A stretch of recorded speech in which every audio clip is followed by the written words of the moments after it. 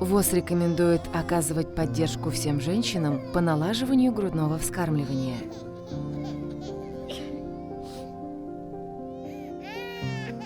При подозрении на COVID-19 или подтвержденной инфекции эти меры гигиены могут помочь защитить ребенка.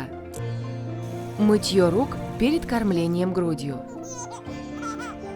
Прикрывайте рот при кашле или чихании салфеткой и сразу ее выбрасывайте.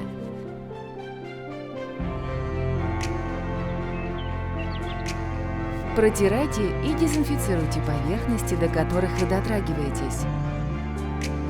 Носите маску, если есть такая возможность. Если у вас нет масок, ВОЗ все равно рекомендует кормить грудью, поскольку связанная с этим польза превосходит потенциальный риск передачи вируса.